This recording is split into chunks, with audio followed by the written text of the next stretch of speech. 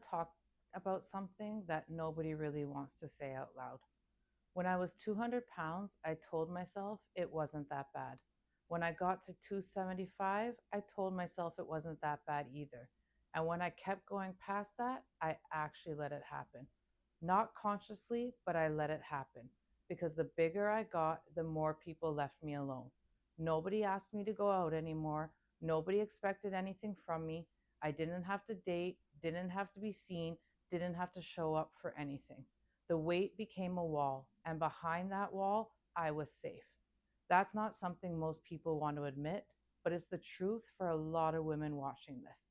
You're not just gaining weight because of food, you're gaining weight or staying stuck in whatever version your stuck looks like because stuck is protecting you from something scarier.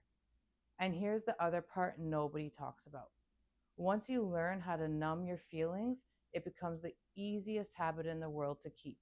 Whether it's food, whether it's wine, whether it's weed, when you discover something that makes the racing thoughts stop, that takes the edge off the pain, that lets you get through the day without feeling everything, you're going to keep doing it because it works. In the moment, it works. It's so much easier to numb than to feel, so much easier to eat until you're not thinking anymore than to sit with whatever thought you were running from.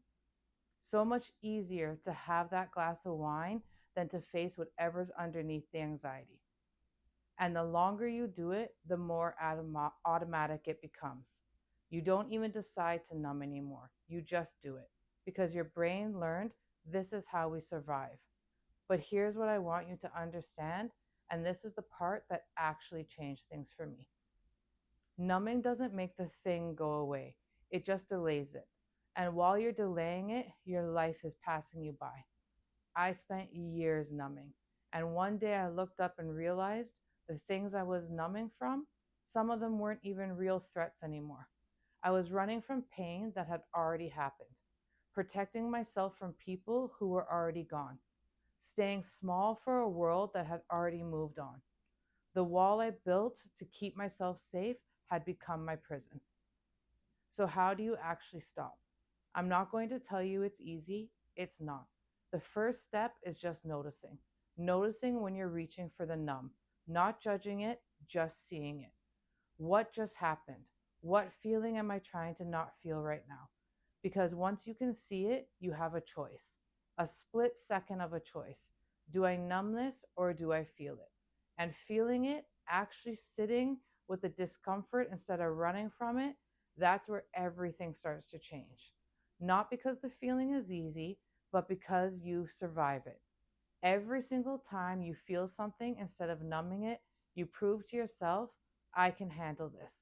I don't need the wall. And slowly, not overnight, not perfectly, the wall starts to come down. That's what I work on in therapy.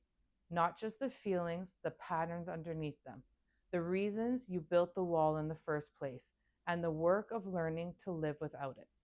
And in kick ass coaching, that's where the body catches up to everything the mind has already started. Because here's the truth, I couldn't lose the weight until I stopped needing the wall. And I couldn't stop needing the wall until I understood why I built it. Both have to change together. That's care in action.